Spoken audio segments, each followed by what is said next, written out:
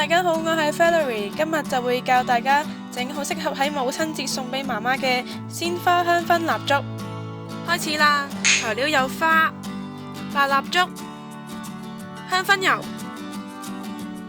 闊口窄底嘅玻璃杯，同埋汽水。喺半年展期為呢一啲全新嘅罐。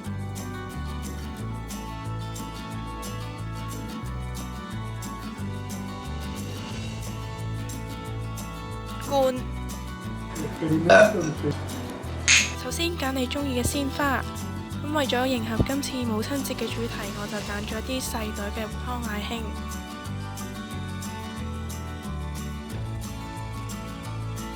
然後將洗乾淨咗嘅汽水罐約一個窿，然後剪開個頭佢。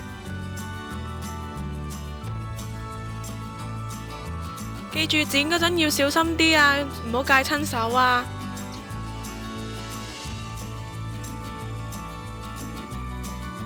如果見到剪到岩岩巉巉，就剪多一次，咁修飾下個邊就唔會咁易整親隻手啦。然之後剪朵花出嚟，喺佢嘅花托下面剪一刀，然後用手搣啲花瓣出嚟，記住要輕輕力，好溫柔咁樣搣出嚟，因為花瓣好脆弱㗎。如果覺得花瓣太長唔啱擺落蠟燭裏面嘅話，就可以用鉸剪修飾一下，剪細少少。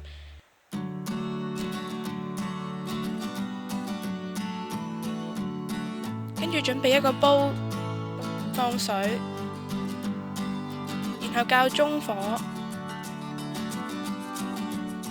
將蠟燭擺落罐裏面，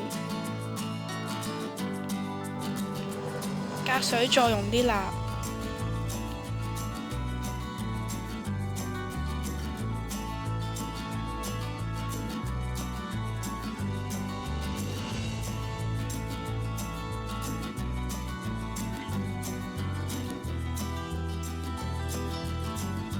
等啲蠟溶晒之後，就要攞返條蠟燭芯出嚟。熄火之後，就將個罐擺落碗熱水入邊，繼續助熱。喺呢個時候就可以加香薰油。我而家用緊嘅呢隻味係櫻花味。記住要用油性嘅香薰油，絕對唔可以用水溶性㗎。同埋加香薰油嘅同時，要一度攪拌一度加。之後用羹筆少少蠟擺落去玻璃杯入邊，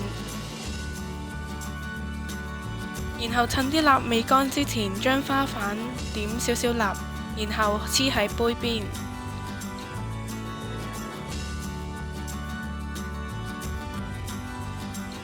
注意點蠟嗰陣唔可以點太多，如果唔係啲蠟乾咗變白色，就會遮住晒朵花瓣㗎喇。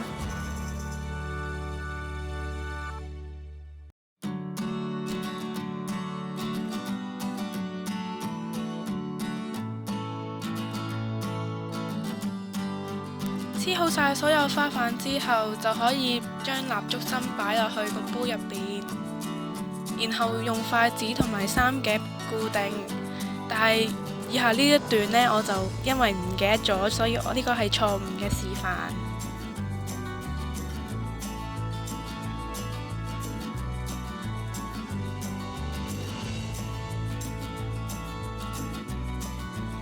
確嘅係應該將啲蠟燭芯固定好之後，先倒啲蠟落去，就好似咁樣。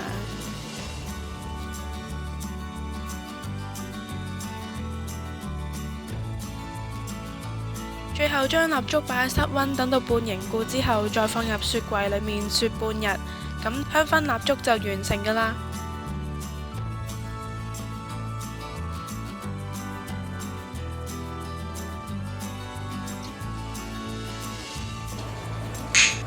好啦，各位，今次母親節嘅鮮花蠟燭就完成啦，希望大家都中意我今次 DIY 嘅分享啦，亦都希望所有母親收到呢份禮物都會超級開心。咁我亦都想藉住呢個機會同我媽咪講聲母親節快樂。其實佢真係好錫我嘅，有時雖然我激嬲佢啦，但係 I love you 媽咪。咁如果今次大家都中意我嘅 DIY 分享，就記得 like 同 subscribe， 亦都俾多啲 comment 我啦。我哋下次見，拜拜。